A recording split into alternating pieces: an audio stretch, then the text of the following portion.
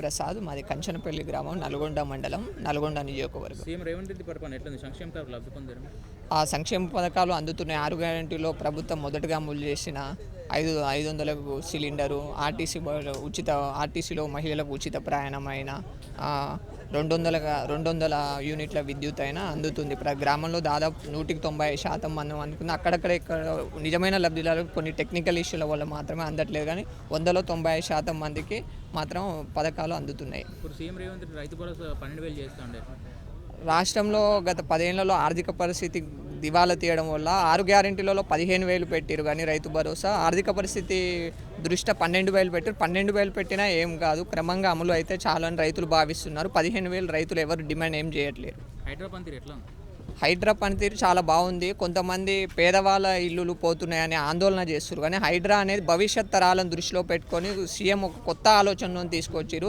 చెరువులను ఆక్రమించి కట్టడం, అది పేదవారైనా ఎవరైనా భవిష్యత్తులో మొన్న విజయవాడ లాంటి ఏరియాలో వరదల వల్ల చాలా ప్రజలు తీవ్రంగా సమస్యలు లేదు, అలాంటివి రాకుండా ఉండాలంటే ఫస్ట్ కొన్ని కఠినతరమైన నిర్ణయాలు తీసుకోవడం దృష్ట్యా హైడ్రా పనితీరు చాలా బాగుందని మేము భావిస్తున్నాం.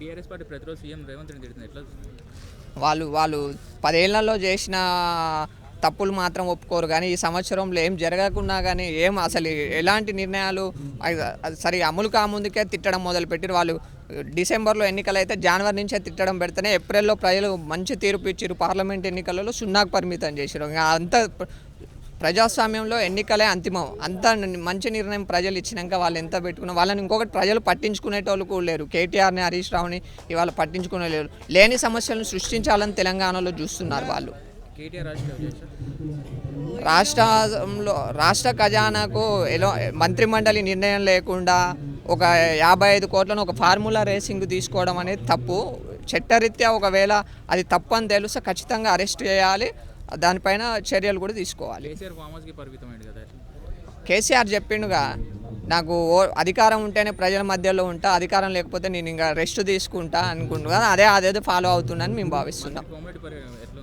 నల్గొండ నియోజకవర్గంలో కోమటిరెడ్డి వెంకరెడ్డి గారి పనితీరు చాలా బాగుంది. గతంలో 10 ఏళ్లలో తెలంగాణ టీఆర్ఎస్ ప్రభుత్వంలో నల్గొండ నియోజకవర్గం ప్రత్యేకంగా ఏమి నిధులు రాలేదు, కానీ మంత్రి వెంకరెడ్డి గారు మంత్రి కాగానే పెండింగ్లో ఉన్న మెడికల్ కాలేజ్ సమస్యను పరిష్కరించి సీఎం గారి చేతుల మీద ఓపెనింగ్ చేసి 1,00,000 ఎకరాలకు నీరు అందించి బ్రాహ్మణ Vellamla project సొరంగాన్ని complete చేయించిండు.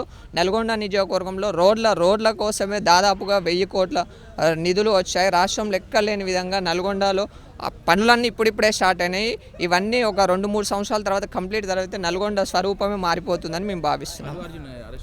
Allu Arjun arrest అనేది అందులో తప్పేం లేదు.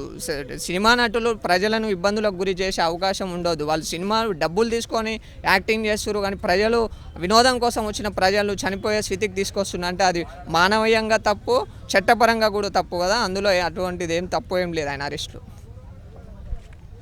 Subscribe us and press the bell icon for more interesting updates.